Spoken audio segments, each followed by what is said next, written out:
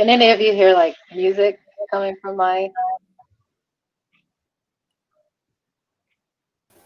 mic?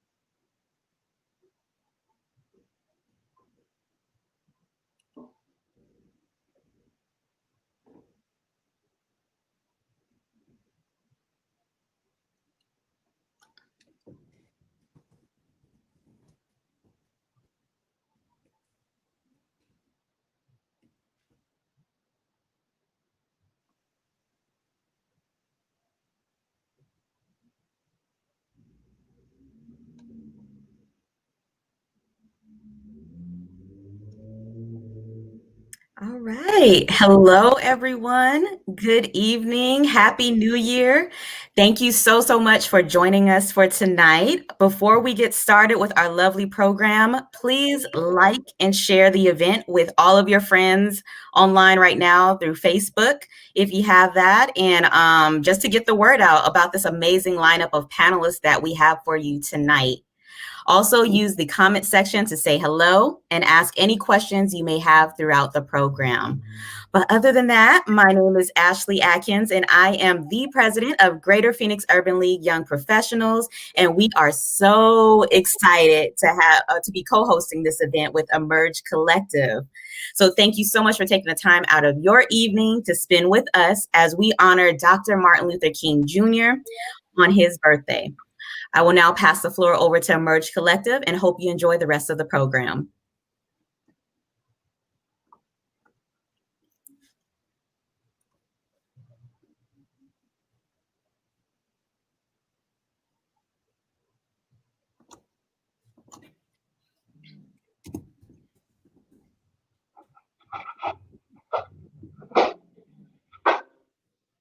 All right. And Emerge, I believe you were muted, so you have yourself on mute. Okay, try unmuting. I am so sorry. Sorry about that. Sorry. Can you guys hear me now? Okay. Hello, everyone. We want to first thank everyone who has been involved in helping us put this together. A big thank you to you, the Greater Phoenix Urban League of Young Professionals, and also the numerous donors who have been supporting our grassroots efforts. We know you all have so many other things on your agenda, and we are very grateful you found the time to be a part of something we think is special. It's super special because we have seen this burgeoning optimism from the 2020 election year as a new generation of civic leaders rose to defend our Phoenix community from civil rights abuses. Black millennials, like our panelists here, emerged across Arizona as civic leaders, community activists, and political candidates this past election cycle. We were inspired to create content that speaks to this inspiration. Tonight kicks off the first event of our campaign from the Emerge News Collective. And we look forward to bringing you even more content and conversation that will come from our local community in Phoenix. We now turn it over to our host, Lauren Stewart Jr.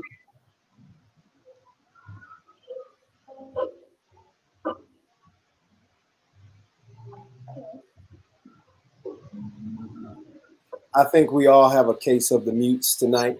But happy birthday to Dr. King, and greetings to everyone. Thank you so much for having me on as your moderator and your host tonight. Good evening. Grab somebody if you haven't already. We're going to be having some discussion on Dr. King's birthday. And so, yeah, tell them, like it, share it right now, and make sure everybody's involved. So we're here not only to honor the legacy of the late Dr. Martin Luther King, but we want to have a conversation about the present and future state of Black civil rights. After the horrific murder of George Floyd at the hands of Minneapolis police officers, the United States saw the largest wave of nonviolent protests since the civil rights movement. Being that, and I want to say minus the violent protests and the coup and the mob that we saw on January 6th, that was not a part of us. We'll talk about that, though. Being that Maricopa County is a national leader in officer-involved shootings, thousands of peaceful protesters braved this summer heat to call for an end to police brutality in Phoenix, Arizona. I was a part of that since June. And these election year headlines are reminiscent of 1964. So when police brutality was incited, the first of many urban risings during that decade were just similar to what happened in 2020. So in his stance of nonviolent resistance, Dr. King stated that the use of violence in our struggle is both impractical and immoral. Therefore, I would strongly urge a cessation of violence and lawlessness presently existing, and recognize the power of nonviolent resistance. This call for nonviolent resistance became a central tenet of the civil rights movement and one of the key ideologies in a broader Black freedom struggle. Yet the protests of this past summer reflect the frustrations of previous and current generations that had reached its climax. enough is enough. That's how we felt. We saw a new song springing forth for justice with or without peace. We are now reimagining this fight for our modern day's freedom and keeping the vision of King alive. We've heard about defund the police and abolish the police, and even in the context of us having a Black woman as a chief here in Phoenix, we want to tie all that together to what has happened. So before we do that, I just want to say thank you to all of our panelists, and we want to give them an opportunity to briefly introduce themselves. So I'm going to start with Quante, because I know Reverend Quante Cruz. And so we'll start with you, and we want to just limit all answers of the questions that we get into until about 3 minutes. And of course, engage with the audience, but use the chat to ask questions. If you hear something or if you like something, just drop a line so that we can know that you are interacting with us and it's relative to the flow of the conversation. But if we don't answer it right in the moment, we will have time after all the panelists have answered the questions for Q&A. And so don't be shy, use the chat, and we'll have somebody responding to you in that. So let's get into it. Quante, go ahead and introduce yourself, and we'll start from there. Hi, my name is Reverend Quante Cruz. I am a native of Inkster, Michigan, and I came to Phoenix in 2005 to attend Grand Canyon University. I am a mother, and I am a staunch advocate for inclusive education and looking into injustices wherever they may be, and challenging the narrative and the norm to make sure that we include every part of our community. We've been silent for far too long on some aspects and then very vocal in others. And I'm just looking to expand our knowledge of injustice and looking not just to the things that we see, but also those implicit things that we do not see. I'm glad to be here. I'm a minister, associate minister at Tanner Chapel, African Methodist Episcopal Church in downtown Phoenix.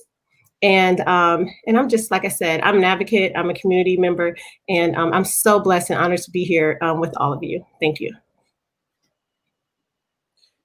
Amen. Thank you so much. Let's go to Sarah Tyree. Thank you so much. Good evening, everybody. My name is Sarah Tyree. I am an Arizona native. I grew up in Maryville, go West Side. I am a former foster care youth, 8-year Army veteran, and I am the former LD22 state Senate candidate. This is my home, and I want to see that we have actual change. And I can tell you that over the last 2 years, really, I've seen so much within our communities and across the state that we need we have work to do. And a lot of that comes from a policy standpoint. And so I think I'm here tonight to kind of talk about that from, a policy standpoint, a legislative standpoint. And I look forward to having this conversation with all of you. Awesome. Thank you so much. Next, we will have Madeline Williams. Thank you. So my name is Madeline Williams. My pronouns are they, them, theirs. I am a Black, queer, non-binary, zillennial, creative, and organizer, and I am currently the Director of Policy with Black Phoenix Votes, a new political organization that is flexing Black power in elections to transform quality of life for our people here in Arizona. Really excited to be here with you tonight for this discussion. Thank you so much. Next, we're going to have Leah Marche, or is it Marsh? Did I say it right? I don't want to. It's a Marche. So hi, everybody. I'm Leah Marche. I'm an Arizona native, born and raised in South Phoenix, and I'm an alumna of the School of Journalism at ASU. I've been a member of the arts community and have founded different ventures like Black Poet Ventures, Jazz Meets Poetry, Live Poetic. So it's kind of a theme. Poetry is important to me.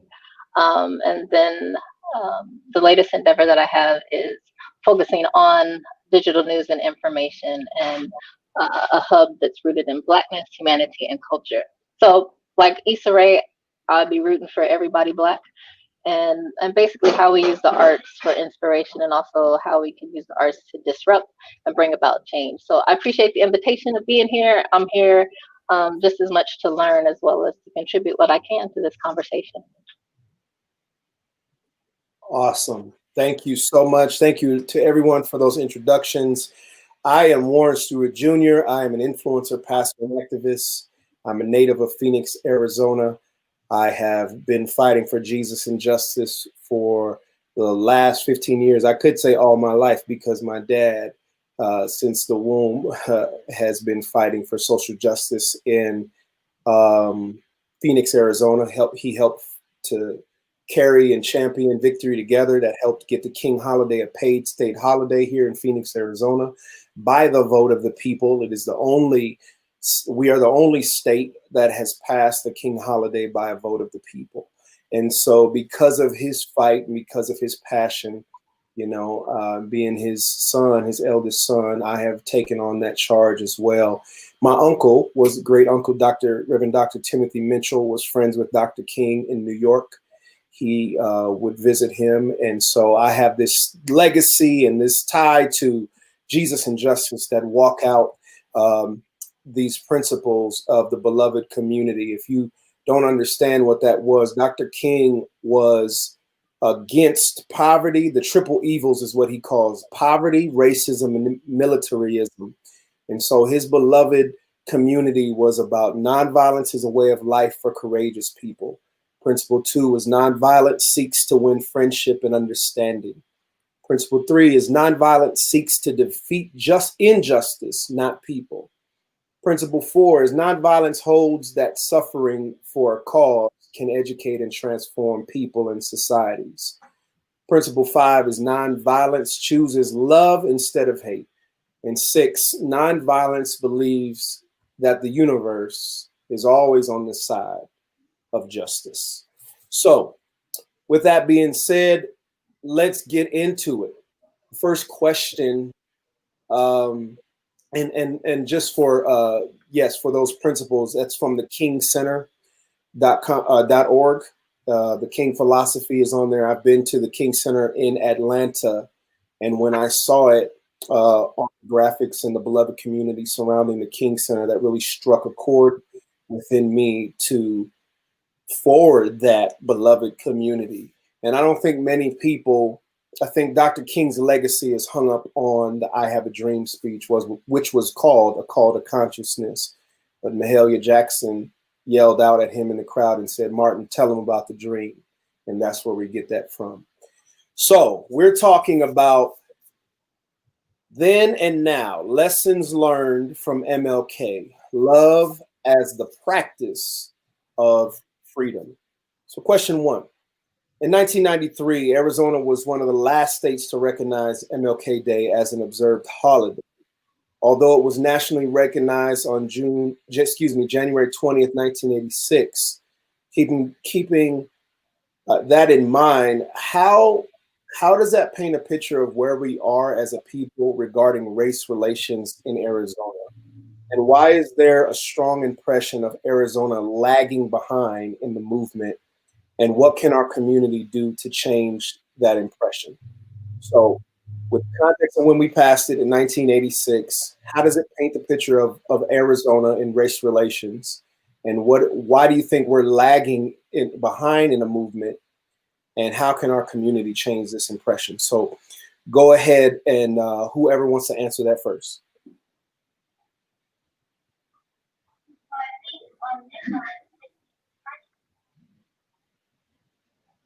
All right, I'll go ahead first. So let me tell you about a shocking experience that I had recently that I think kind of exemplifies the answer to this question, specifically talking about in Arizona. So at the end of last year, I was in a virtual Zoom space just like this, and the speaker was a deputy police chief from a local police department here in the Valley. And I had been planning to, ask him at the end in the question section about the protest movement of last summer, policing reform, racial justice, all about that. But I did not need to bring it up because he brought it up, and what he said was really alarming to me.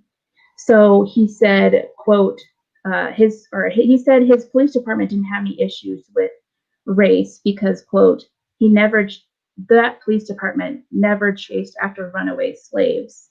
And that was extremely alarming to me. It was obviously a response to the argument of some organizers that policing of today is inappropriate and fundamentally connected to racism because of the descent from the slave patrols of the days of slavery in this country. So I think that the feeling in this white dominated state is that anti-Black racism is not one of our issues here, or it's an issue of yesterday. And it's a very ahistorical attitude that produces a relationship with Blackness that perpetuates harmful ideology and outcomes. I think that to dismantle white supremacy in our institutions and in our social interactions, we have to have a full understanding of the history down to the local level and name anti-Blackness in every form that it exists in our immediate community. So that's not the norm at present. It's not the norm in the public high school I went to in Phoenix, where students of color experience microaggressions. It's not the norm in our local government, except when the call out is initiated by Black community members ourselves. So the state is lagging behind because those in power are stuck in a fantasy version of reality in Arizona among the dominant politics.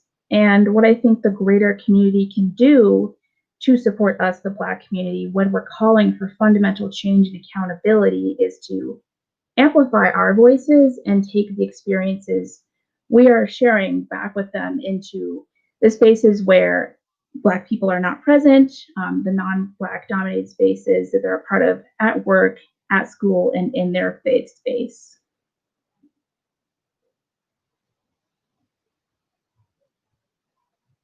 Oh, Warren, you're muted. That was an amazing answer. Thank you so much for giving so much full context. Who else wants to answer and add to that? Warren, I can pick that up. Thank you. I want to add to what Madeline is saying because I live on the outside of the city of Phoenix, right? I'm in Surprise.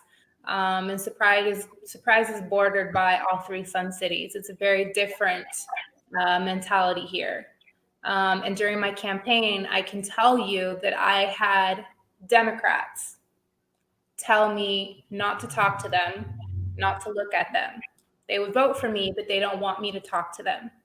I also had a Democrat call my phone at 5:30 in the morning, and tell me, she left me a voice message and said, "Proud Boys stand by," right? And so I think that we have to acknowledge that different parts of the Valley have very different ideology when it comes to racism and what racism is. In my neck of the woods, it's very real. And the people here don't hide it. It's all over social media. They talk about it. My legislator, my former opponent, is a part of the Sedition Caucus and openly supported the raids that were happening. And so in what we can do, we have to stand against it. We can't continue to go high when they go low because it hasn't gotten us anywhere. There has to be a point where we band together and we say, enough is enough. You're not going to continue to do this to us. We are going to go from these streets to the seats, because if you're not willing to put us at the table, then we're going to make our own table and we're going to start changing the policies that continue to oppress us and start making those changes at a local level. I love that. From the streets to the seats. That's what we have to do. Anyone else? This is good dialogue. I'll chime in. Well, in terms of the lagging behind, so I think it's not a coincidence that Arizona is like low in education. And so when you tie that together, I think that is a big factor. In fact, Dr. King talked about that the importance of education in the movement of civil rights. And so it's not enough to just be intelligent, as he said, but it also contributes to character. So I would say, first and foremost, education has caused that lagging in the movement. Thank you. Quante. I'd also just like to add, as a Phoenix is my home. Like I said, I'm from Michigan, but I also think that there's a disconnect between those of us who have come here as adults, or who came here from other spaces, and a lot of people, and we see it all over social media and in conversations you have. People are looking for Detroit and Phoenix, or New York, or Chicago, or wherever they're from. We have the community, we have the numbers, we have the human capital to make some serious change here. But we also have to be mindful of, where we live, the history. We were talking about education. We also need to educate our brothers and sisters on the history of Phoenix. I think my connections with natives and family who are from here, who explained to me and taught me why things are the way that they are, helped me have a better understanding of Phoenix. I think education, when it comes to people who are coming from other spaces, and also when it comes to civic education, this system, all of the systems here in Arizona are not like any other place I have ever lived, or any other place I've studied. From property taxes to, just the eviction laws, the lack of rent control. There are so many micro systems that are in place, that are operating, and you're looking and say, well, why is this happening? But there's like 10 other little micro mini systems that are contributing to a much, much larger problem. And so I think that in order for us to act in love, love is not always nice. Love is pushing you to your next level. And if we continue to, like Sarah was saying, go high, going high allows people to hide behind their racism. And I know that Surprise, they're a lot more open, but they're open here in downtown Phoenix too. If you listen, they may have, the look of being progressive, and the look of being supportive of Black voices. But I've seen it time and time again, and even in my last race, where African Americans and people of color are used to amplify the voices of our European brothers and sisters. And so it looks like they're here to work with you, but they're really looking to do something else. So I think we need a education overhaul for everybody, not just in our public school system, but everyone living here needs to be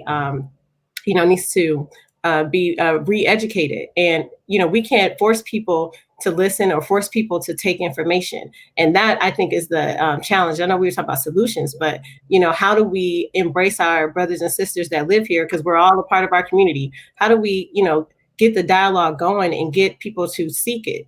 I know Native European brothers and sisters who don't even know the history here. And we had people who just learned who Calvin Good was this past week, which is yeah. So I think when we were talking about education, I thank my sister for bringing that up. Education all around needs to be had when it comes to moving us forward in love, because love is not going to want you to be stagnant or stay in place or continue to be mediocre, right? We are aspiring for something greater, and that's going to take our entire community as a whole. That was amazing, Quante. I want to, all of you all has been great. I want to bring this into the discussion. Is it common to think that Democrats are not racist and Republicans are?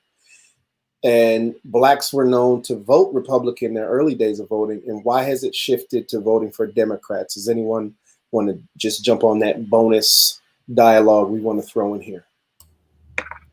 So I'll take a stab at that. I think a lot of people don't know that historically the parties were switched, right? Before the democratic values of liberation and supporting the community were actually held by the Republican Party, and conservative values were held by the Democratic Party. And somewhere along the line, those things switched. And, you know, as we're talking about education,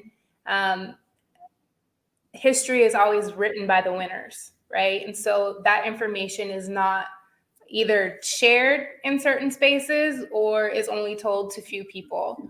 But that's what happened. And I think now, as we're talking about it, the Democratic Party as a whole likes to call themselves the party of inclusivity, the party of the people, and they're very passive aggressive, right? And so they don't like to rock the boat, and they like to make promises but not keep them.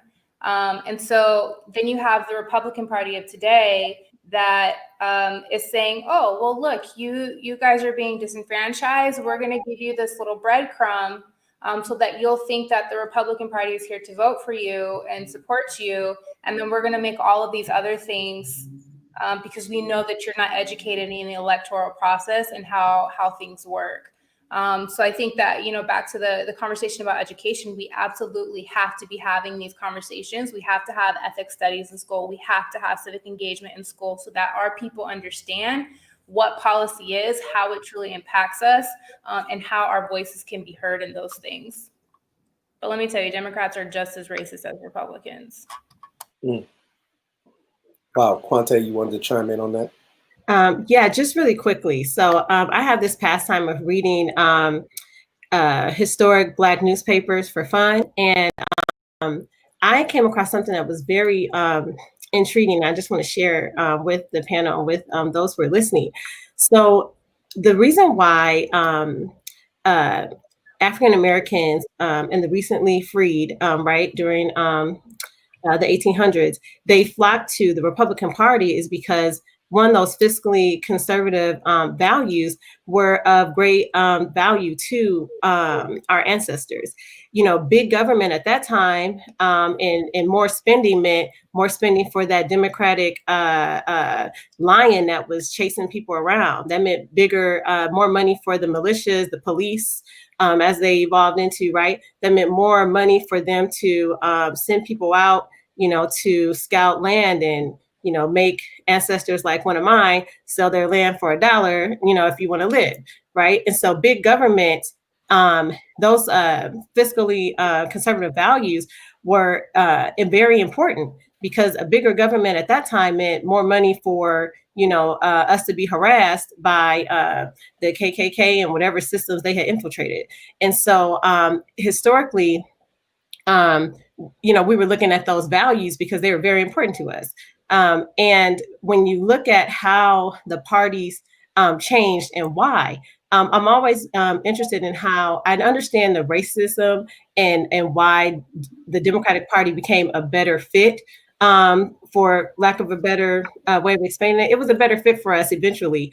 But those fiscally conservative values are still warranted. You know, more money means, you know, militarization of the police, right? They got all kinds of weapons and they got money for all these things that they're supposed to be protecting us, right? And so I just encourage everyone to really look into that history.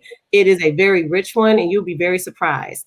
While I am a Democrat, I'm also very fiscally conservative because I don't think that they need extra money to be doing running these microsystems that I mentioned, right? You know, you need money for what you need it for, but if you're going to be using it to oppress people, right, then, you know, we need to keep it to a minimum.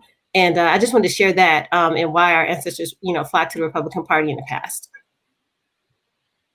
Thank you for that, Quante.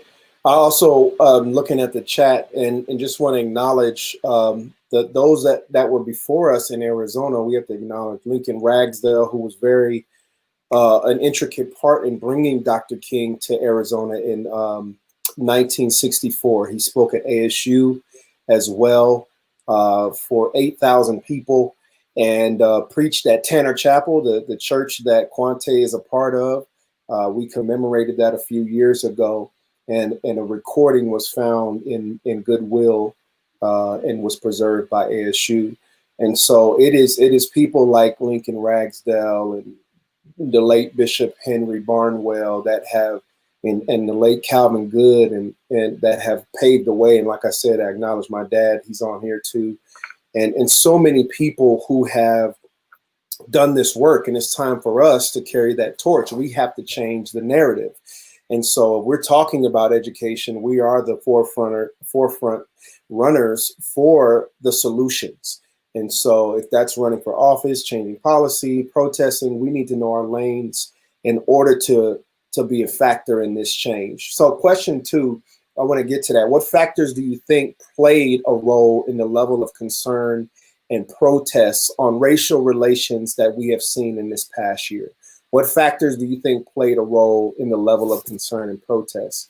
And I want to just color it a little bit, not just concern from Black people, but being out of the protests, I saw middle-aged white people, couples, teachers, gay, straight, faith, non-faith, Native Americans, indigenous people in their garb. It was literally a beautiful sight to see, even though it was the tragic deaths of George Floyd and Breonna Taylor and Deion Johnson here in Phoenix. But what factors, if there's some factors that you feel that I haven't mentioned, go ahead. What factors do you think played a role in the level of concern? I'll go ahead first. So we are a very visual species as humans, and when that devastating image of the cop Derek Chauvin's knee on George Floyd's neck, lynching him almost with a smirk on his face, that when the world saw that, it was an almost undeniable vessel, or a completely undeniable vessel, for the constant pain that BIPOC communities are subject to. And our nation could not deny that image. So because of that, many people were inspired to educate themselves and learn how to become anti-racist accomplices and figure out how to show up for Black lives. So we had Ahmaud Arbery, we had Breonna Taylor, we had Deion Johnson here in Phoenix, and so many other BIPOC siblings here locally who are subject to state violence as a norm. I strongly believe that the support for the BLM movement will keep getting stronger. Unfortunately, that will probably be associated with more lynchings by the state, and all of that will probably happen before we're victorious. The harm will continue, but our voices will also get stronger and louder, and that is absolutely necessary. But 2020 especially pushed the national conversation deeper and wider, evolving more towards an abolitionist approach to the discussion about what needs to change rather than the reformist perspective when it comes to the law enforcement system and the carceral system. I don't think that this movement is going to die out anytime soon, especially since on January 6th, we saw the white supremacist insurgency at our nation's capital. I think that there's some sort of climax between white supremacy and anti-racism in the works in this nation. Another image that absolutely devastated me from that day at the Capitol, among so many powerful images, was the one of the Black Capitol police officer running up the stairs, being chased by a white supremacist Trump supporter who had breached the building. So you have a white Trump supporter chasing a Black police officer up the stairs. The officer has a mask on because this is also occurring during an extremely deadly pandemic. And in the background of that image, in the Capitol building, there is a portrait of the very first Black senator to serve a full term in the US Senate, and that was back in the late 1800s. So that is a perfect image for me of where we are at in this nation and how far we have to go. And I think we're going to keep seeing strong images, but we're also going to keep seeing even greater support from people who are demanding change, and the momentum will continue. What a narrative, what an image to even put that into words. That really just caused me to pause, to hear, that our ancestors are literally watching this play out and for that to happen by that picture is profound, to say the least. Thank you so much for that. I think, Sarah, you wanted to chime in a little bit on this. Thank you, Reverend. To answer the question about the level of concern and the events that played into this past summer, and you mentioned specifically that there were white people out and there were Latinos out, and literally people all over the globe came out for this moment. And I think that is because of every microsystem that Quante was talking about earlier is stemmed from oppressing Black people, right? Like, this has been happening for 402 years now, and literally every poverty, redlining, over policing, poor education, all of these things stem from wanting to keep Black people oppressed. And it has bled out into other communities. And I think that people are starting to realize that if we can end racism, then we can start working on all of these other systems that have been built on it. And as a provider, when I go into healthcare appointments with my clients, somebody could have, let's say they have access, right? Like, they have state insurance. And the level of care and the level of respect that they are given is vastly different than somebody who has self-pay insurance or insurance through their employer. I have also seen that a woman giving birth in, let's say, Levine, is met by a social worker and is tested for whatever drugs. But if you go up to Fountain Hills, that mother is not being met with a healthcare worker or a social worker.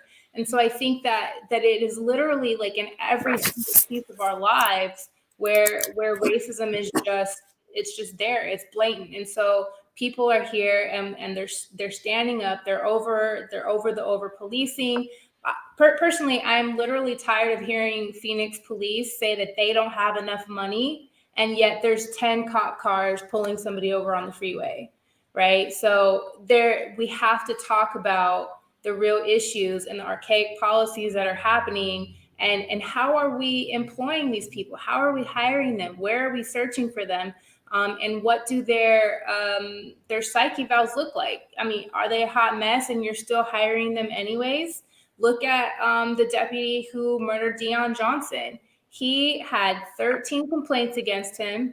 He had a protective order placed against him, and he had tased his dog with his service weapon 3 times, and he was still allowed to serve on the force. This is why people are upset. This is why people showed up, and here we are. We're continuing to do the work. Thank you for that, Quante. I think you wanted to chime in. Yes, I did. Really quickly, some of these systems are rooted in keeping poor people down. And with bringing it back to Reverend Dr. Martin Luther King Jr., there's a lot more that connects us than that separates us. And once we actually take a step back and look at the big picture, when you think about voting rights in our country, there was a time where voting was restricted to white male landowners. Well, we know that everyone didn't have access to money like that. Everyone didn't have land, right? So what happened to all of those European males that were, oppressed and weren't allowed to vote, right? If they changed laws, they made laws that, were in the benefactor to those who could vote, because those are the ones who were in control. Someone said that, the person who writes the story is the one, with the power, right? And so when we think about, these systems and what's going on right now, we have more access to information. We have more access to one another. There was a time when our communities you would never interact with someone, or your interactions may be, minimal to, going to the store or, serving in someone's home or wherever you work at.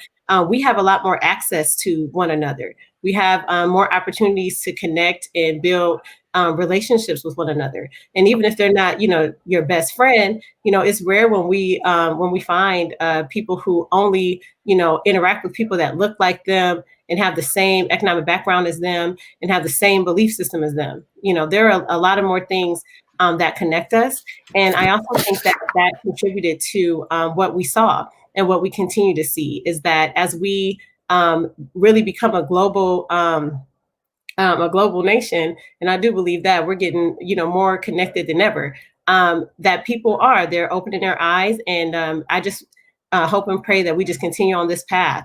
And we're not where we want to be, but I definitely think we're heading in the right direction, minus that incident this week, last week. Right. Thank you for that. And you said something about we don't realize how connected we really are. First of all, we're human beings, and the reason why we're in this racist society is because we were looked at as less than 3/5 human. So when you can degrade someone and say that they're less made in the image of God, then you, like you said, you can control this narrative and make people feel and make generations feel, or white people have generations feel that they are superior to BIPOC, the BIPOC population. And we are going to be growing by numbers, and 10, 15 years from now, we will not be the minorities. And so we do need to see more how connected we are. And so that leads me to the third question. In a published article written in 1956, Dr. Martin Luther King Jr. wrote, "Nonviolent resistance does not seek to defeat or humiliate the opponent, but to win friendship and understanding." This is a part of the beloved community. The nonviolent resistor must often express his protest through non-cooperation and boycotts. The end is redemption and reconciliation.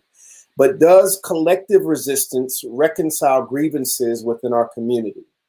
Does nonviolent resistance make us feel better about living with loving other Black people?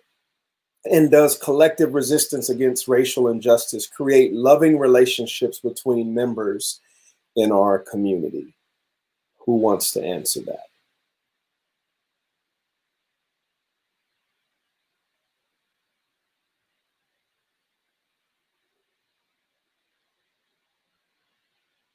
And here, let me add to this. Is it easy? Maybe I should just ask it like this. Do you find it a challenge to be nonviolent in these days that we live in as a Black person? Unmute yourself, yeah. Thank you. I do find it hard, and some people, I mean, they feel like, you know, you're a minister, or you're they hold ministers to a higher standard, and I get it. But when someone is teaching their children, you know, racist ideologies at home, and then your child goes to school, and then they learn, you know, about these things from these other people, and racism isn't what it used to be. I mean, it's constantly evolving, and they're coming up with all kinds of new ways to oppress people. And I'm just talking about behaviors that I see. And yeah, when a kid comes to my son or to, you know, my family, my nieces and nephews, and they have challenges, it's very difficult. It's difficult to not be violent when you're at a stoplight and someone rolls up in a truck with their loser flag, right? And they call you a Black bee on 12th Street in Indian School. And I'm like, who are you talking to, right? It's very hard. It's hard because I'm also human, right? And we grew up in a time where, yeah, we see the great efforts that were done by all our ancestors and the foundations that they laid for us, and those whose, you know, shoulders we stand on. But it is very hard when we have these challenges, or when you see someone and your son's, you know, with his friend, and they show a BB gun, and it's the European child that has the BB gun, your son's, you know, by them, and people are like, well, wait a minute, those kids have a gun. Hold up, no. He has a gun, and Malachi's coming home, right?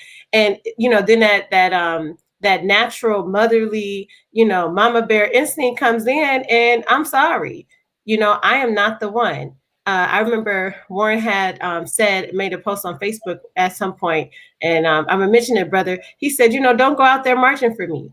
Like, man, at some point, marching and all of that, it has its place, but they shouldn't be comfortable just shooting, Black people because they're a little afraid or because they're intimidated or they have some like insecurity on their part. And I'm talking about the, police officer or whoever, whoever's out there feeling like they got the power to police us. You do not have the power, right? And I feel deep in my heart that we need to take that back, and I know that we live in this world and we can't have we can't walk around like we need to be taking power, right? Because that just creates a whole nother level of issues. But I'm not going to let you take my power from me. You don't get to. And if you try to take my power from me by force, you're going to be met with force. That's just my own personal opinion. That's not Tanner Chapel. That's Quante Marie. Well, thank you for clarifying where you stand personally and not as a collective of your church. I should probably say that more often. That disclaimer was perfect. And I'm glad we also get to laugh as well. I think, let me pause and before Emerge Collective responds,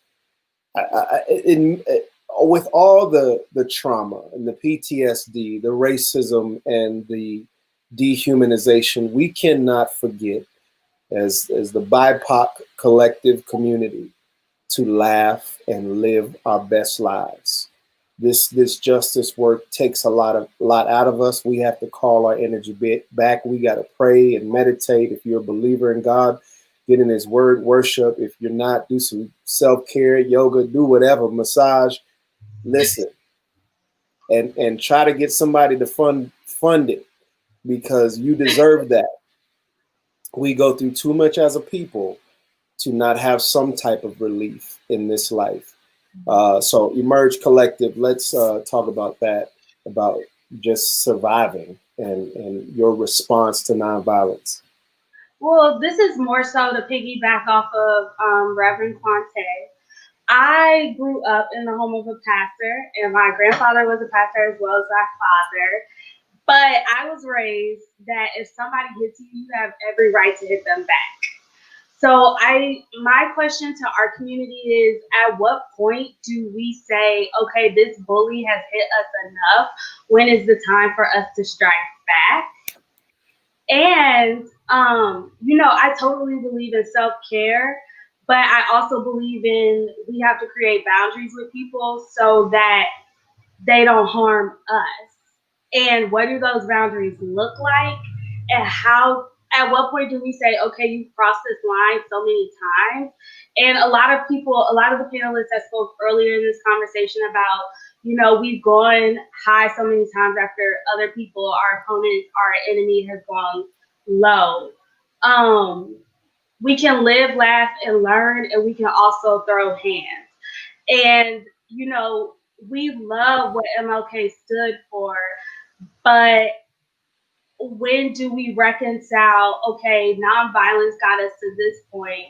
Where is the point where we organize in a way that looks different from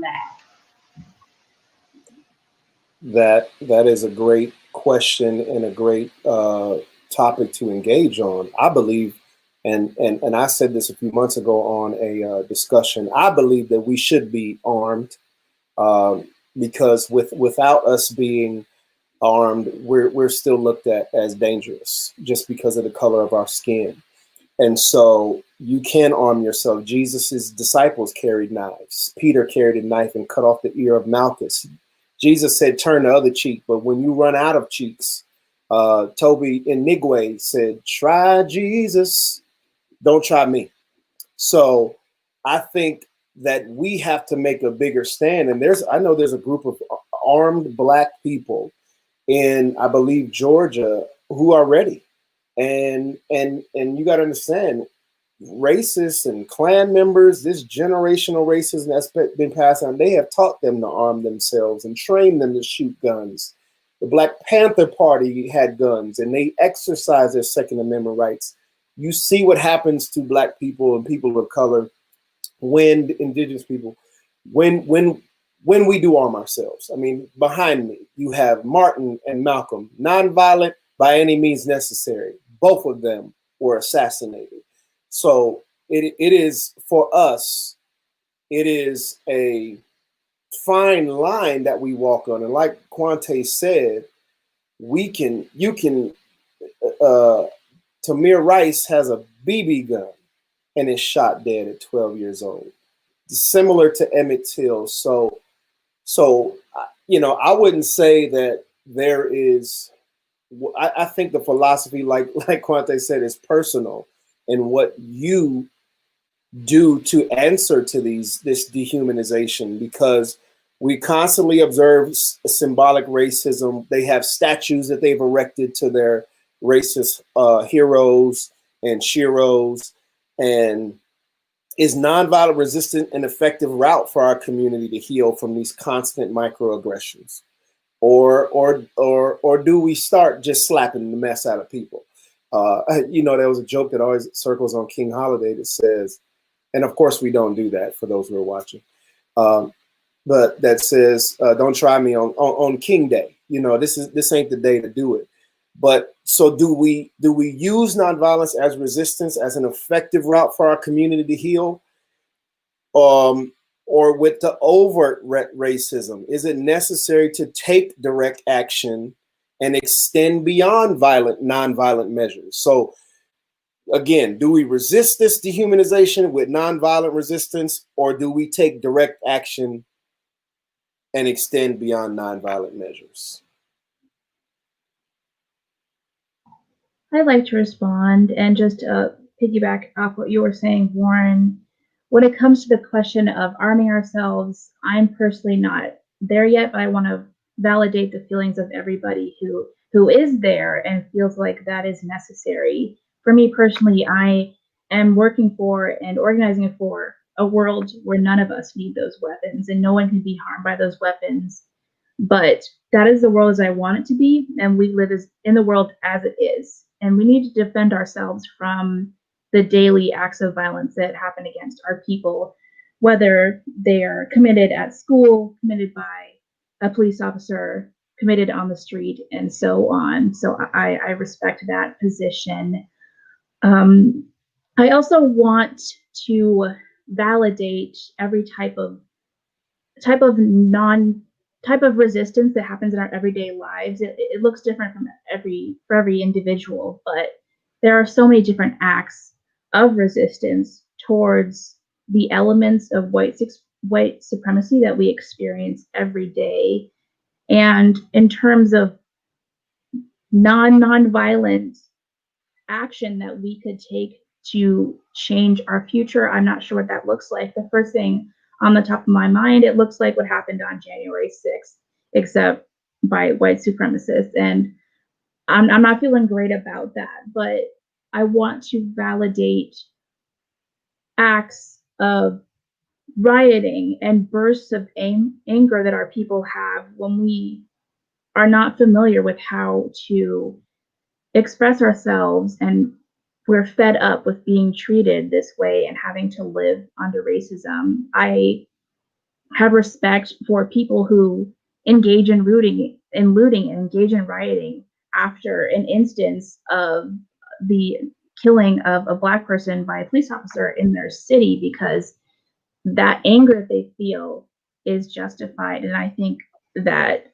the chaos that results from us being fed up is justified. So in terms of the future and how we implement resistance, there are so many different paths, and I think each of them has a proper argument, and not everybody has the right tools and their experience or their language to figure out the most strategic way to advocate for themselves or stand up for themselves, because they've just experienced their entire life in a corner and they may not have access to literature, or maybe disconnected from a spiritual support community and so on. So I have respect for all these different forms of resistance, even if they're not that sophisticated or if they're not planned ahead. The anger that we feel, and occasionally when we might burst out and lash out, that is justified and that is valid, because the system that we are living under is such an intense burden.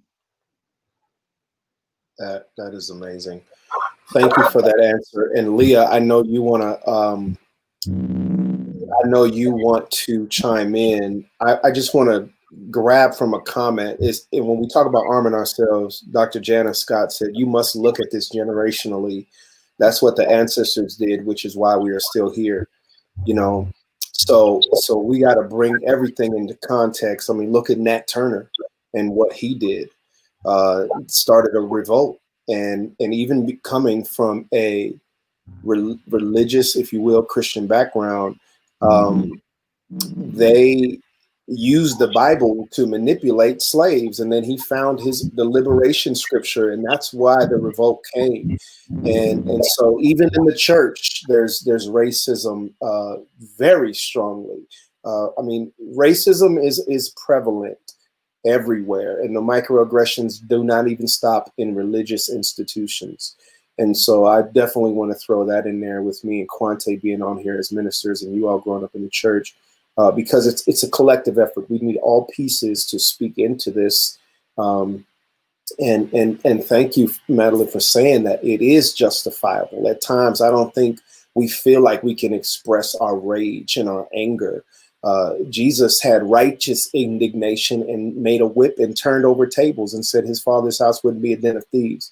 And I think sometimes we feel like we're supposed to be passive, and maybe if you're a Christian or you're supposed to be passive, or if you're Muslim or whatever your faith is, it doesn't mean we're passive. It means we have meekness, which is bridal strength, and we know how to not be hateful like racists are.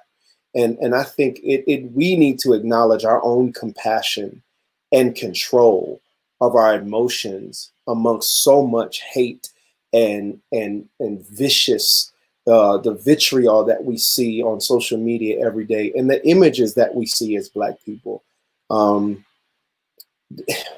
There was a pastor that was going through some mental health challenges that was shot by police. I don't know if you guys have seen that on Sean King's website, but that hurt me because he was a pastor and he just wasn't acting the same, and they begged him not to shoot him.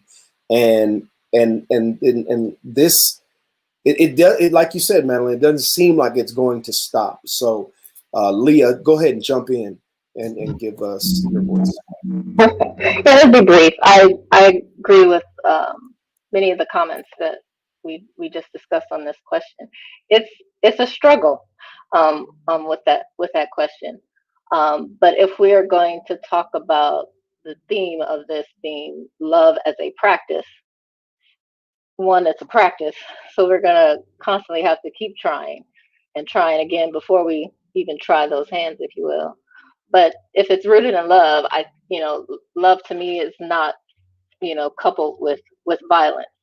But definitely we do have to defend ourselves. We have to be smart about it, but it all boils down to a choice.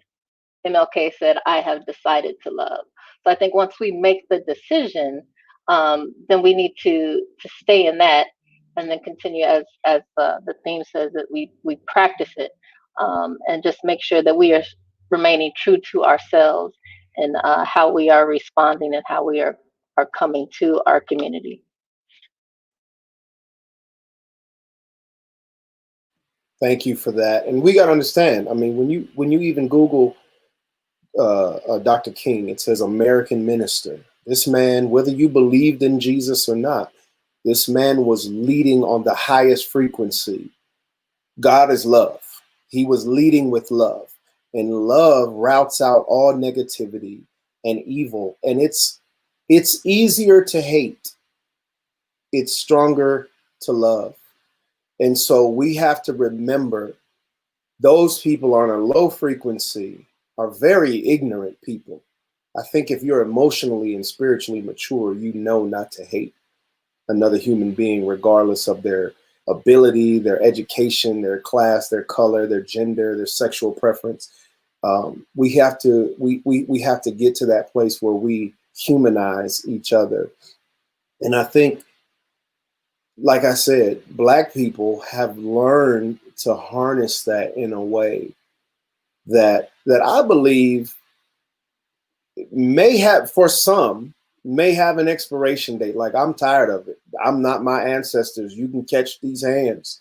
And many of us are like, I could go off, but I don't want to go off because I know I may not go home at night.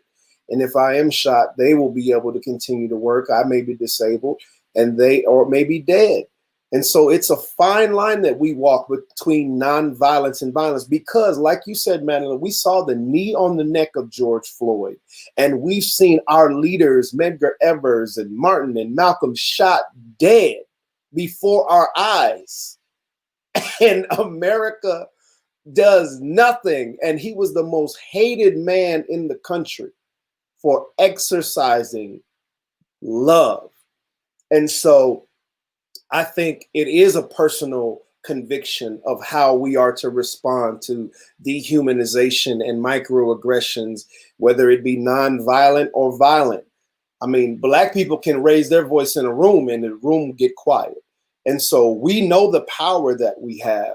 And we also have to know the poise and when to position that.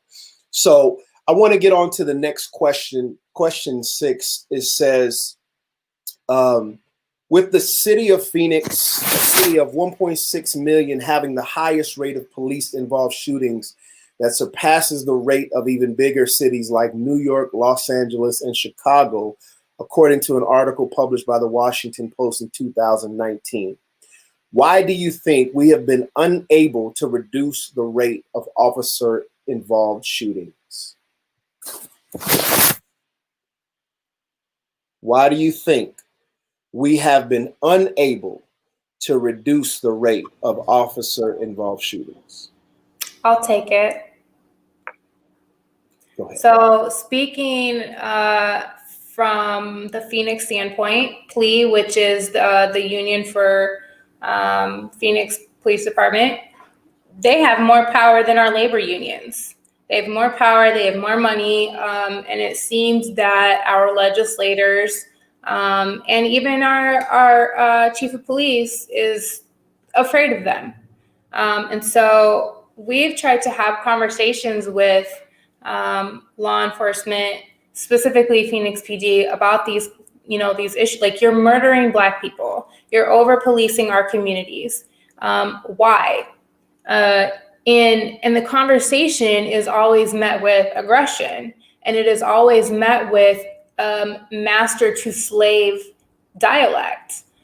They believe that they own those streets. They believe that they own us. They believe that they are allowing us to march in the streets, that they are allowing us our First Amendment right. They literally believe that. And that is the rhetoric that they share within the community. We saw that when County Attorney Alistair Adele decided not to charge Deon Johnson's murder. She then went on to tell the community, we are shutting the government down because the Black people are going to riot, right? She intentionally instilled fear in the community. And then, like, nothing happened. Like, we were there for a press conference and that was it. Like, this is unacceptable. You keep creating this narrative that Black people are the problem, that Black people are dangerous, that we're the issue, when in reality, it is you. It's you, it's your way of thinking, it's your behavior, it's your culture, and there seems to be no end in sight. Phoenix, Arizona as a whole, for those of you that don't know, have 3 cities in the top 10 with the most police shootings in the nation: Phoenix, Mesa, and Tucson. Phoenix has been on the top of that list for like the last 5 years. And 2 weeks ago, we had 2 shootings within a 24-hour period, 1 mile apart from each other, right? And so there's no consistency, there's no accountability. We're not holding officers accountable. You have cops who are responding to domestic violence calls, having sex with the survivor while on duty, and then they get let go. Like, that's literally punishable by federal law, and yet our county attorney is like, oh, you're a cop, I love you, you're free.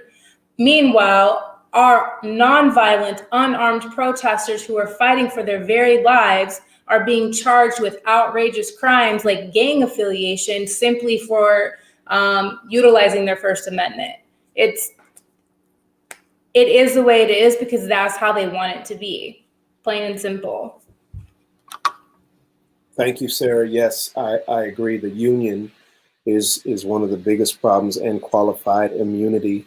Anyone else want to chime in on that question? Why do you think we're unable to reduce it?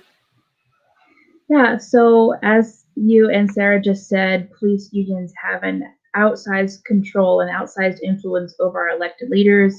Every single candidate for public office needs to reject campaign contributions from police unions, full stop. Police unions are the greatest obstacle to accountability and transformation. So this is a big problem, and thank you for raising that. The answer to this question is very clear to me individually. It's because Phoenix police are infiltrated by white supremacy, and because contemporary American policing is fundamentally broken, or to be more clear, it's working exactly as designed. It was not too long ago that a bunch of Phoenix police officers were discovered to be a part of a racist Facebook group. We just had the officer who threatened to shoot up our mayor over the prospect of defunding the police, which is not something that she had ever publicly supported, but nevertheless, he threatened her life and he's not going to face any consequences for that. So those are just some examples of the ongoing culture at the Phoenix Police Department, and the fact that there are very few consequences from everything from threats to the apparently reliably sweaty trigger finger that all of the police officers in that department have, especially against people of color and people with disabilities in our community.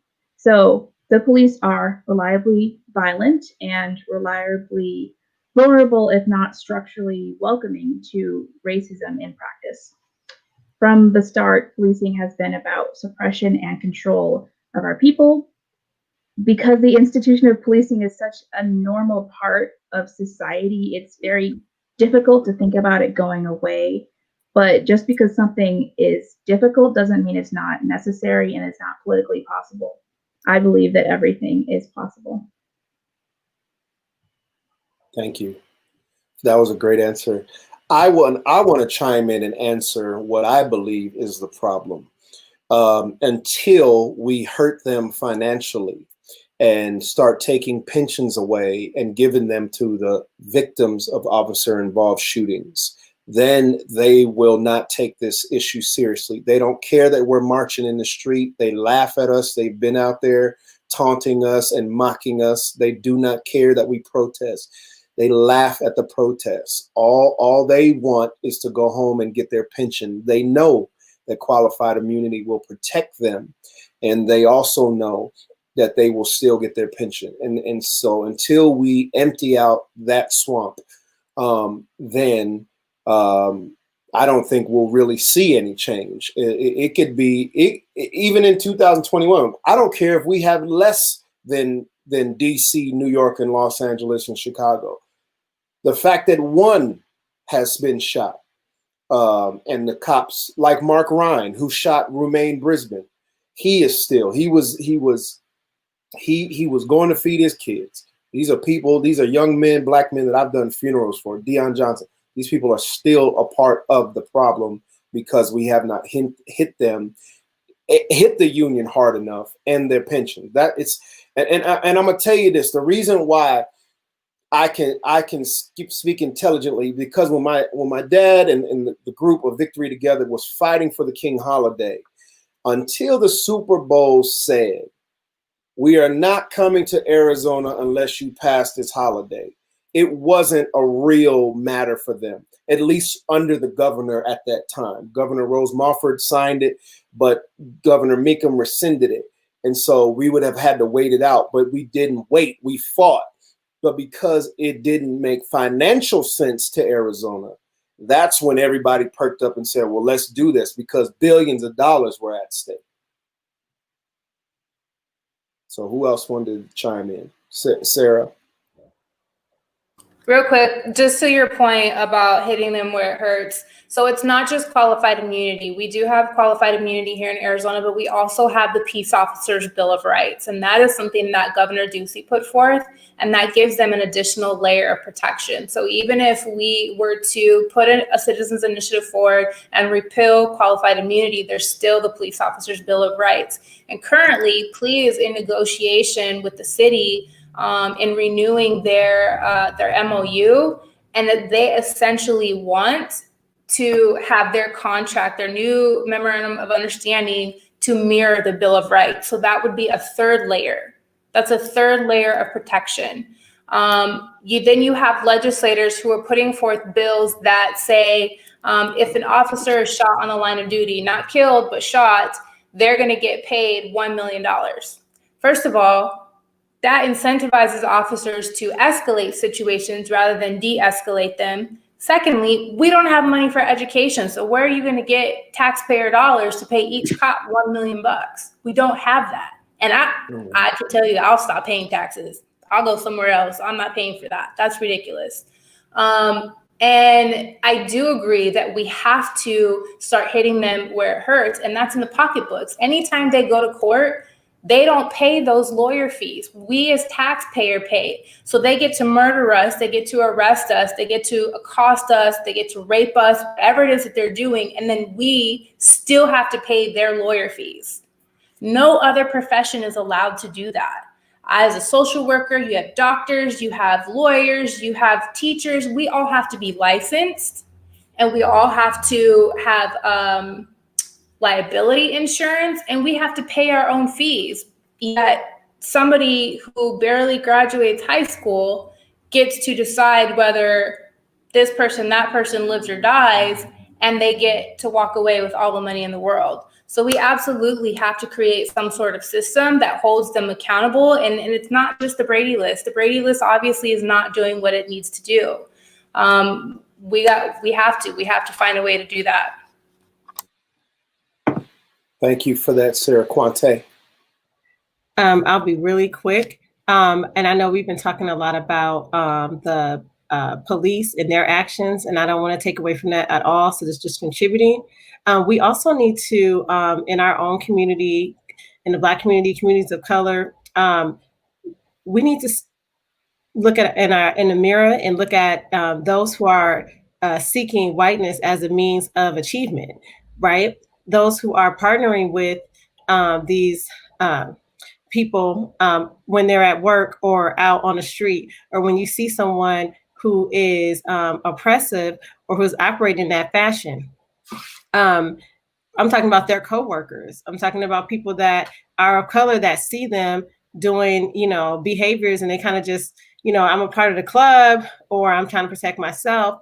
We also have to look at ourselves and how we are also contributing to it. Not saying that we are the system, but we do contribute to, members of our community contribute to these things every day. There has to be accountability on all sides. And I just think about, when we see our neighbor doing something that's not right, and when we see our coworker doing something that's not right, we see our coworker operating in a racist fashion, most people kind of keep to themselves, right? I commend the people who stand up and who say, hey, what Jonathan just did wasn't okay. I saw him grab this lady, and, she was a survivor, and he went and did this. We also have to hold them accountable and hold ourselves accountable. Allow ourselves to risk being uncomfortable. Because sometimes, standing up to oppression in these racist systems is very uncomfortable. I brought up a lot of concerns that I had in my line of work with the way the property taxes and things were being done. It's very uncomfortable, right? But if you don't say anything, and if you just continue to sit there and do nothing, then you're also a part of the problem. So I just want to mention that, because we talked a lot about what they're doing, but there's a lot of work that we can be doing as a community as well. Thank you so much for that. We want to get to the last two questions. And if you're online watching us, please chime in. We've been trying to answer the questions as you answer them. The panelists have been trying, so thank you for sending your questions. I'm going to ask this second to last question, and then if you have any more, please continue to ask the questions that you can. Besides police brutality, what are some other forms of racial inequalities that we are seeing in Phoenix specifically, and how can we as a community come together to combat these forms? I think, Madeline, you wanted to ask that question, and just for the audience, I'll ask it again. Besides police brutality, what are some other forms of racial inequalities that we are seeing in Phoenix specifically, and how can we as a community come together to combat these forms? Yeah, so the list is almost endless, but I just have one example that I'd like to raise. So personally, I've been doing a lot of research about reproductive freedom and justice lately for people of color who experience pregnancy in our community.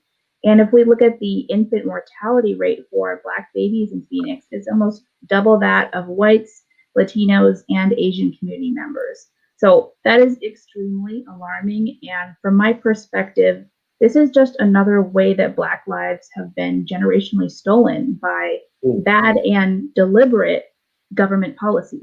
The decisions our elected leaders make to keep us poor, keep us unhealthy, and keep us caged and suppress our rights.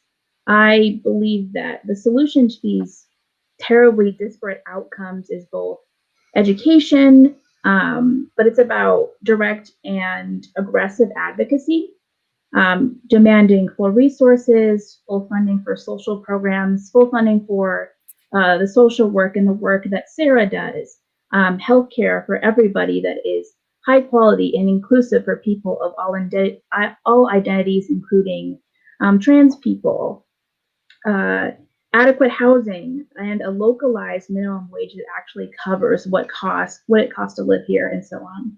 So, and that is what Dr. King identified as well as the solution to unequal state of living that we have as Black people.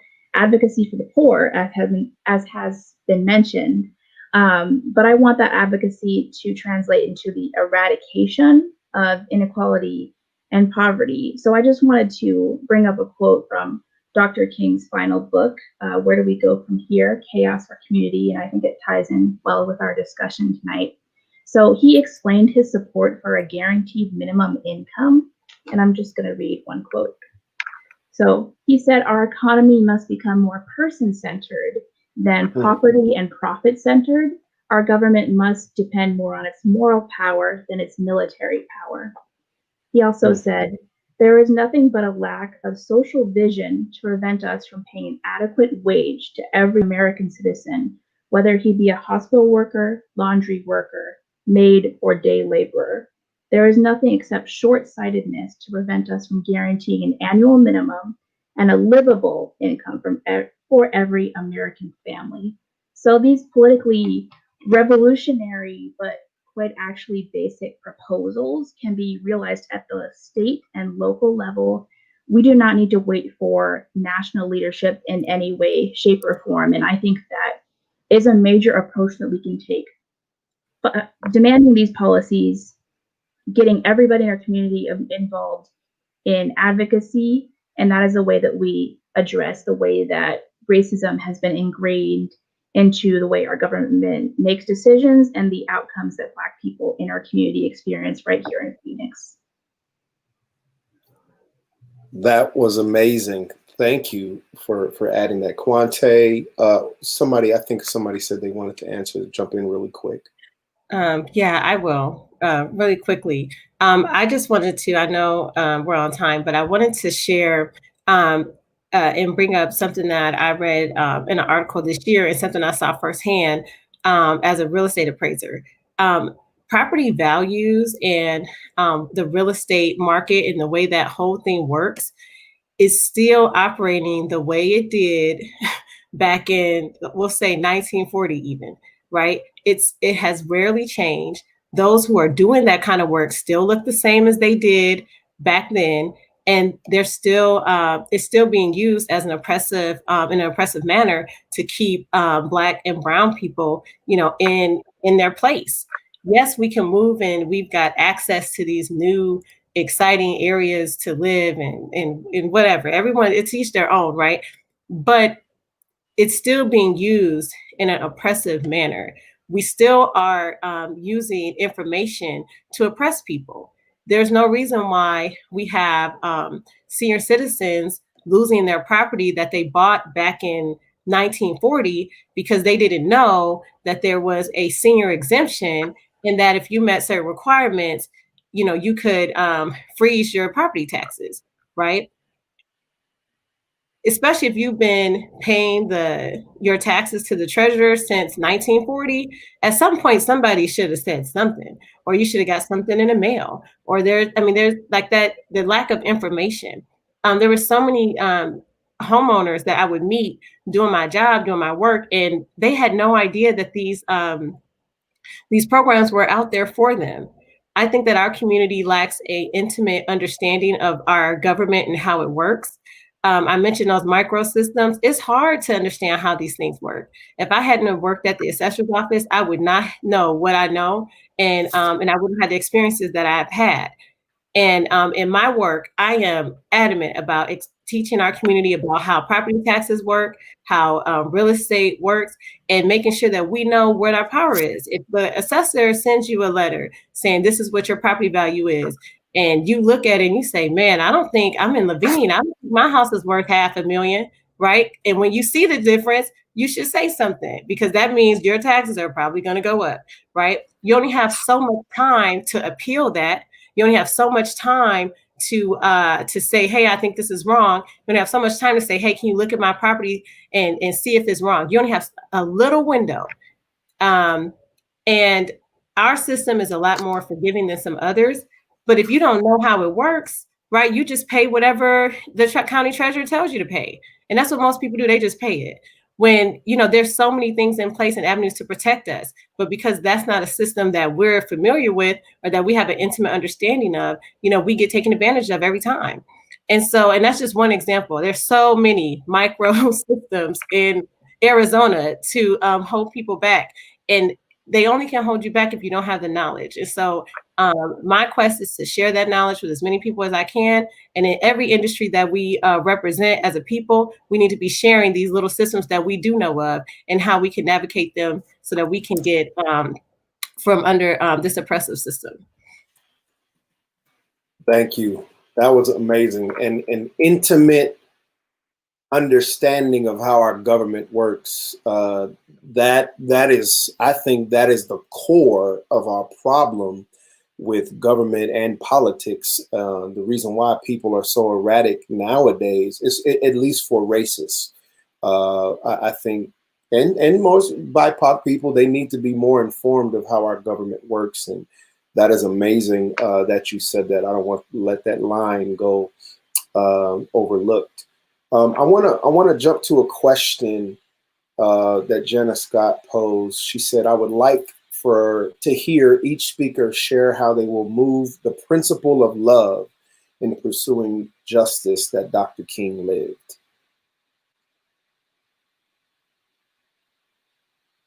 Go ahead, Sarah. Thank you. I had to think about this, Ms. Jana, when you posed this question, how this was going to look for me, because I think I'm a little more in your face. But I think that if I'm coming from a place of love, it's to educate my sisters and brothers. It is to teach them how to read and understand the policies that are being put forth. It's to teach them how to use the RTS, the request to speak system, so that they can let their legislators know, we support this bill, we don't support this bill, this is how you're hurting us. And I think that that's something that we don't understand on a personal level. There are so many people who don't understand that legislation has the ability to cap rent or to allow landlords to continue to raise it. There's so many people who don't understand that they pass bills that incite homelessness if you're a renter and you're seeking rental assistance. They're passing bills that say if you don't know how to read above the 8th grade reading level and you're incarcerated, you will remain incarcerated because you can't read. Like, these are things that the community needs to know, and they need to understand how this is impacting them, and be able to vote against these things, both when the bills are coming up in session, like right now, but also when these legislators are coming back for re-election, which is going to be in 2022. These people have to go. Like, this is unacceptable. So for me, I think coming from a place of love, it's really taking a deep dive into our community and really taking the time to teach people, like, this is what policy looks like, and this is how you can utilize your voice in ensuring that policies here forth are supportive and not oppressive. Amazing. I think she wants to hear, Dr. Jana wants to hear from everyone. Leah? Yeah, I can go. Yeah. You need me to repeat it? Or you Oh, no, the last bit. I thought I saw it. Okay. No, I think I got it. I'd say for me, okay, so I'll give this quote. This is a quote from James Baldwin, and he talked about the role of artists, but he describes them as poets. So he says, the poets, by which I mean all artists, are finally the only people who know the truth about us. Soldiers don't, statesmen don't, priests don't, union leaders don't, only poets. And so I think in moving with this principle of love and pursuing justice, that we has to be rooted in truth and how we tell our stories. So just from like artist standpoint, what we are bringing to the stage, how we are being commentators to this world, and making sure that we are providing insight for the people who we are touching with our words, because as they say, words are quite powerful, and they also complement this movement towards civil rights, towards human rights. And if we are not true to ourselves, then we definitely can't be true to our community. And I'd also say, in terms of when we say words and in the work of our of roles of journalists, that we have to again be able to speak the truth, tell the stories that aren't being told, to not be influenced by other perspectives, but to make sure that we are telling telling what is rightfully happening. We can take the example of Ida B. Wells, who was an owner of several newspapers, but she was a crusader for social justice. But what she said is that the educator is in our press, and when others weren't willing to tell what was true, she made it her fight to do that, and to stand up for her community. So I think that's how that I can do that, and those of my peers can do as well. Thank you. I can respond to this one. Oh, Madeline. Yeah. So the question is how we're going to lead with love, in line with Dr. King's legacy, if I understand. And for me, what that means is the work that I do, the spaces that I'm involved in, everything is inclusive, and everything includes listening to people from their different perspectives. So specifically all kinds of Black people with disabilities, Black people who are in the LGBTQ community, Black people who are refugees, immigrants, people from every identity, because there are so many different intersecting identities within our beautiful and vibrant Black community. And just listening to those people, validating their voices, not speaking over them, but just hearing them out and having those open discussions about what does the future look like and what can we do together to achieve that vision and develop a shared vision, but also right now in the present, what do you need to meet your needs? What can I do to help you? What can you do to help me? What can we do to be a firm and strong community? Because racists don't want that for us. They don't want us to be strong. They don't want us to be hopeful. They don't want us to believe in each other. But for me, that means leading not defined by how the people who hate me or see me as inferior want me to perceive myself. It's perceiving myself as beautiful and perceiving my Black brothers and siblings as beautiful, and showing up to care for them and listen to them.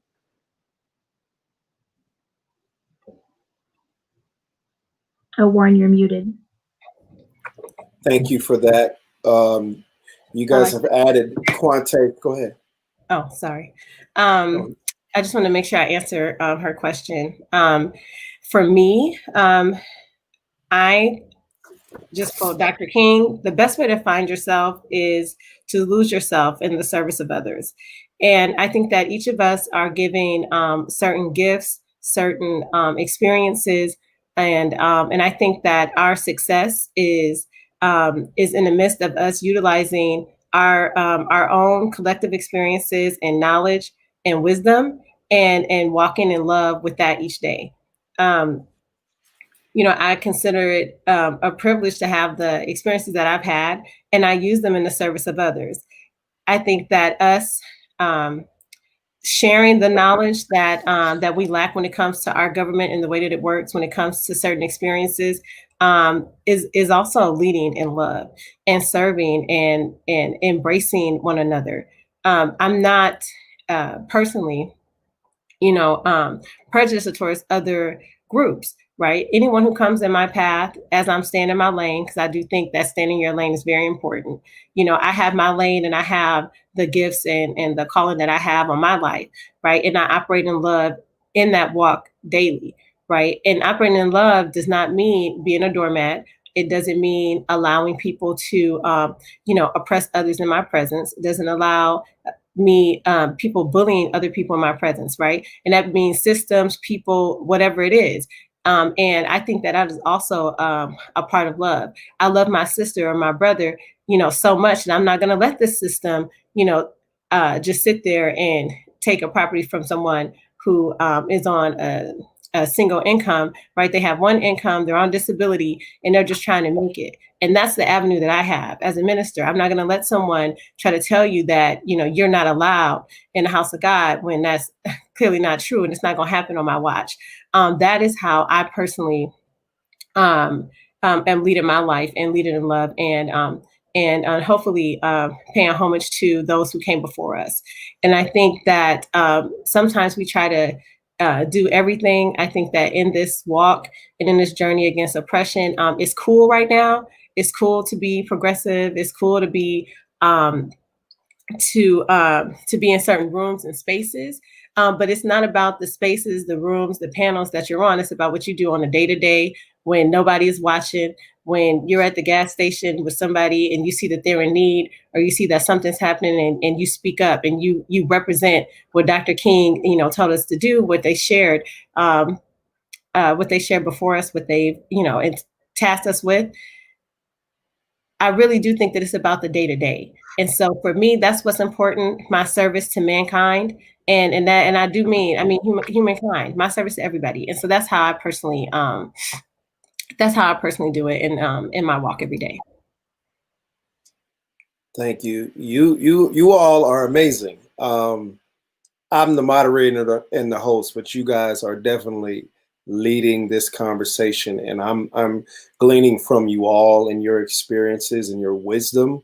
And that's what happens when you allow Black women to lead and lead you, and Black people to lead you. You guys are truly amazing. I see the comments. People are loving everything that you guys are saying.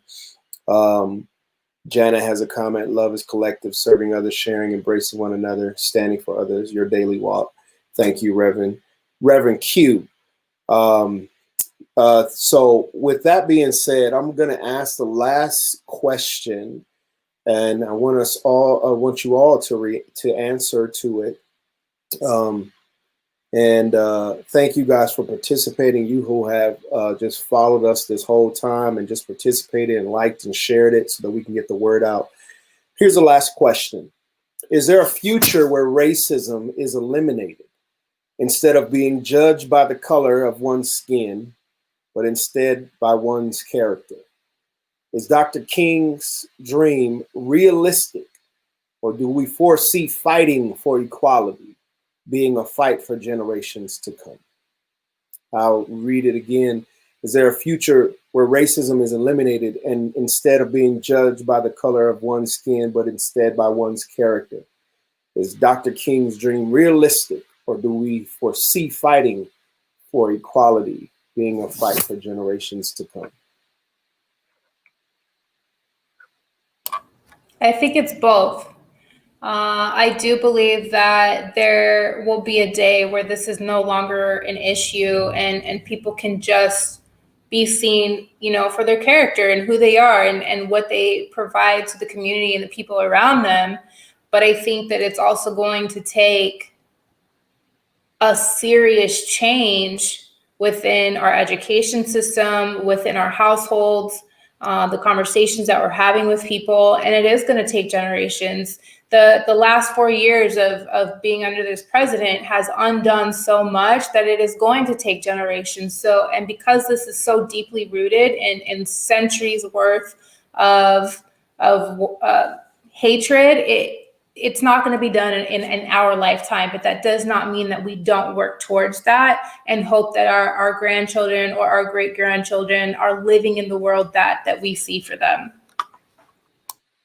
Great answer. Thank you. Leah. I was wishing you weren't going to come to me first or next. I was like, it's a tough question. And I liked how it was poised there in the comments. Simply, do we have hope or not? And you can answer that. Huh?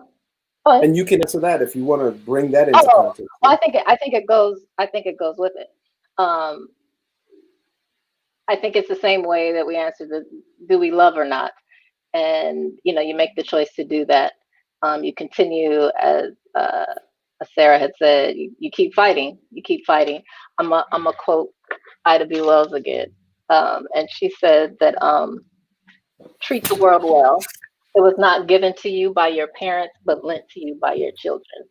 So, our role here, as long as we are here living, is to make sure that we are fighting for that world for the next generation. So we have to remain hopeful. We have to remain steadfast in doing what we do. But do I see it? No. You talked earlier about the 3 evils in society that MLK talked about. And I would say that there is one more, and that is meism. So until we get out of this me, which we are definitely seeing right now, and we get into what we've been talking about as this collectiveness, then I think we are going to continue to be in a spiral. So I think it's definitely less me, and probably definitely is more God. But yeah, that's my answer.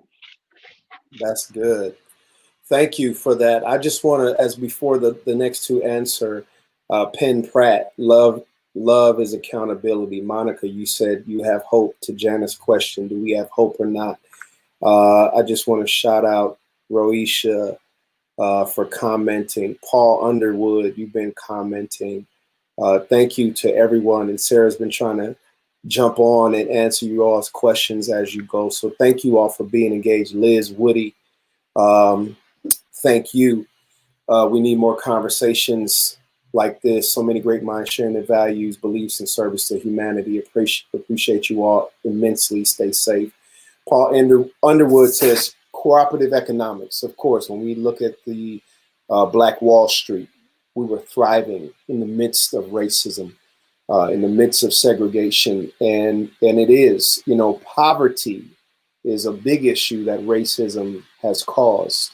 And until we get economic justice, I believe we won't have the other justices. And it's really about the money. That's the only thing that they're afraid of, is when you touch their money, which is why Dr. King was assassinated, because he came out against the Vietnam War. So, and so we know that we need to keep these conversations going, and there's not just one silver bullet. There's many facets and nuances in which we can participate in being change agents and solutions. So Quante and Madeline, the last question. I'll repeat it for you all.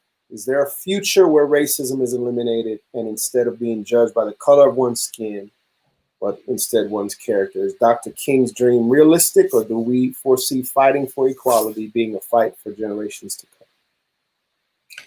come? I'll go. It's fine. I'm going to say I think that it is realistic. I think that it takes all people on a micro level, like Sarah was saying, in your home, in your personal interactions, to challenge and be anti-racist. And that's everybody needs to be anti-racist. I lifted up earlier how people of color can be just as bigger agents as some other people in the system. And I think that us dealing with our trauma, dealing with our generational trauma, being honest about it, having open dialogues and bringing up the things that are going on, going to your neighbor, and actually addressing them when they have wronged you, right? And actually, going to them and having to be open. But in order for us to get to that dream, every generation has to confront it. I wanted to share really quick that I am definitely more hopeful than I have been in the past. I think the generation that is behind me and pushing us out the way, and I know I'm still young, but they're moving quick. There's something else.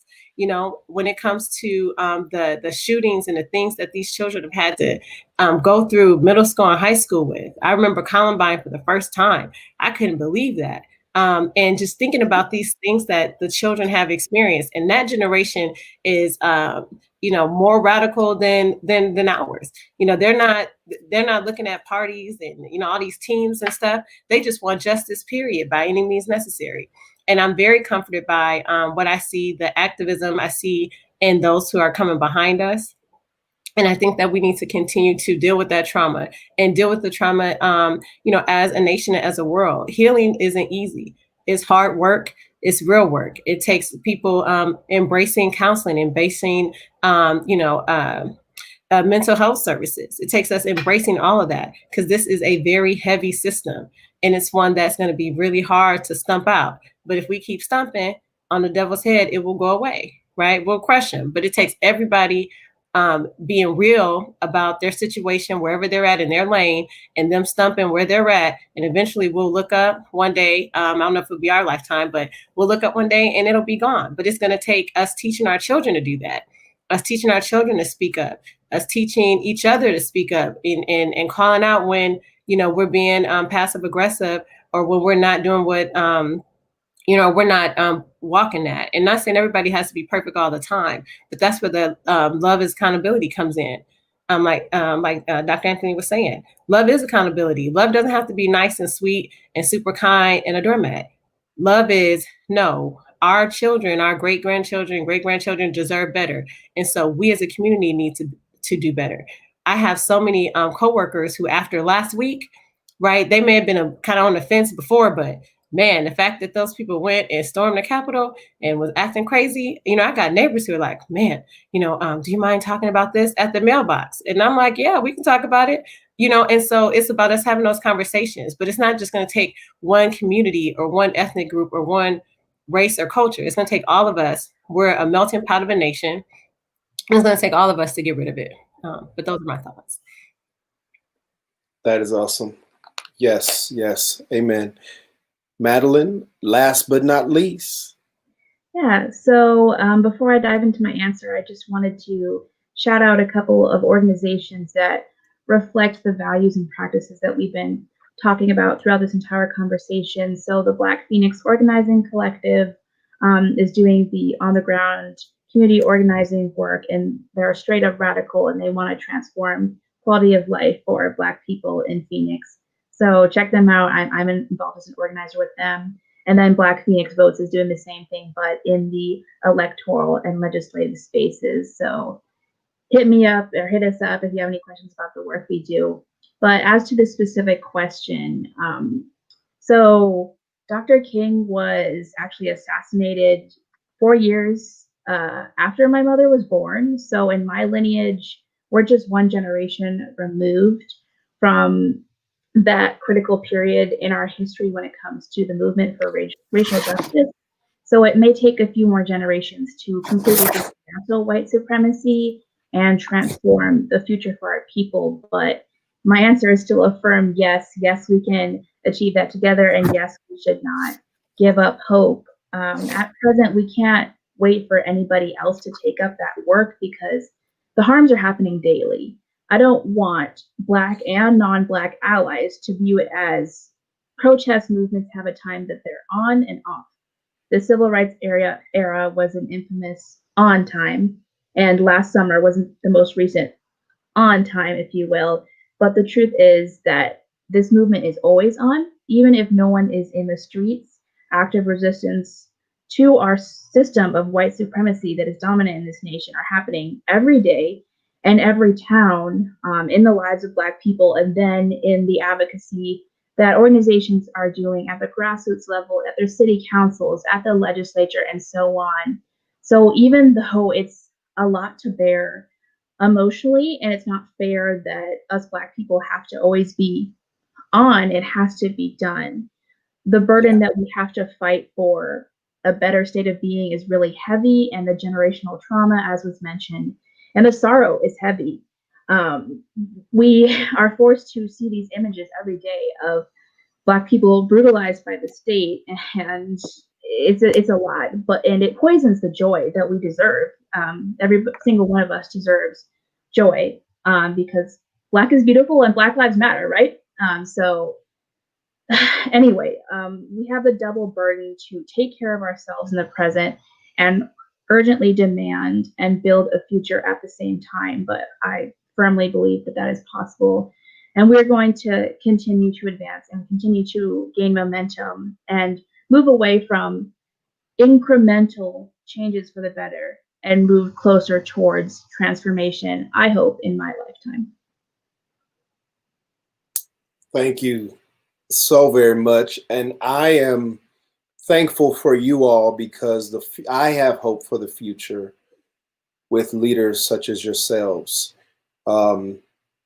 We have to build our bench. We have to create a legacy of generational leaders who are going to fight with love and fight for justice at all costs. So thank you. As we conclude this event tonight, just remember that the lessons learned from MLK, love as a practice of freedom, then and now, that practice and those principles need to be applied and walked out.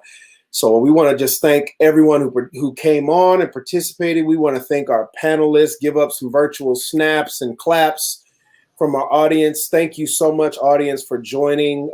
There's actually, Jana posted a virtual conference on February 12th for the African American Agenda. There are many things. West Valley NAACP is hosting some things. Please go back through this thread and look at the events where you can be more engaged and where you can get involved. And as Monica commented, and cause good trouble, as the late, great John Lewis told us to do. So we hope that this has served as a form of empowerment and resolution for all of us in our local cities and towns. And this discussion will be available on Facebook and YouTube for future viewing under the Emerge News Collective. I thank you so much for allowing me to be your moderator and your host. I don't take it lightly that you asked me to lead this conversation, although it was led by so many people greater than me. So I want to turn it over to the Emerge Collective for final comments, and then we'll hear from Dr. Pratcher and then from the Greater Phoenix Urban League, Young Professionals. Thank you for that, Reverend Stewart. Thank you also to the panelists. I said Emerge News Collective. On behalf of everyone, I just want to thank the people who showed up on this panel. I'd like to thank each and every one of you, because this was not something that we could have done. It really is just an opportunity to try to show what Phoenix has going on here, what's emerging. And most importantly, we want to thank our grassroots supporters for sponsoring this Phoenix Emerge campaign. So this spring, we're calling for action and conversation, just like everybody said in the comments, but concerning topics that are relevant to the Black community here in Phoenix. Primarily, we want to look at these questions from the perspective of millennials. Bianca, Rakia, and I, we just want to provide civic leaders and community members with a platform to engage in discussions that collectively create a more loving community here in the Valley of the Sun. And by stirring the pot and keeping our ears to the street, we don't tell you about the culture, we invite the culture to talk about itself. So thank you for all the grassroots support to the Anderson family, to the Mitchell household, the Givens clan, to Cynthia Spell, Deborah Sanders, Elaine Paris, Michael McBride, Portia Reynolds, Jamisha Holloway, Ingrid Johnson, Nicole Nelson, others. If we have forgotten you, it is merely out of mistake. We thank all of you. And finally, we'd like to thank the Greater Phoenix Urban League Young Professionals for seeing and believing in our vision and helping us bring this to fruition. Thank you all for believing in us. Thank you all for believing in what we're trying to do. Please go like, follow, and subscribe on our Facebook page, and stay tuned for more discussions like the one you just witnessed. We have more things planned for Black History Month, and we're hoping to bring another conversation like this sometime in March. So just stay tuned. There's going to be more coming. So thank you. All right. Thank you so much, Anthony. And on behalf of Greater Phoenix Urban League Young Professionals, we just really wanted to, as mentioned with Anthony, to thank Warren and all of our panelists today for a great discussion and all of the real gems that were dropped that needed to be heard. I know I learned a lot, and I'm sure our audience did as well. And a special thank you back at you for co-hosting the event, Emerge Collective, for allowing us to partner with you on such a powerful event. Before we close, a few reminders that YP's Join Week is coming up in the month of February and the week of the 7th through the 14th. So please be on the lookout for a list of events and your opportunity to learn more about YP and how to join.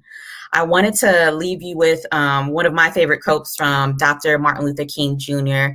That I've been posting everywhere as well. But I have decided to stick with love. Hate is too great a burden to bear. And as I would say, ain't nobody got time for all that.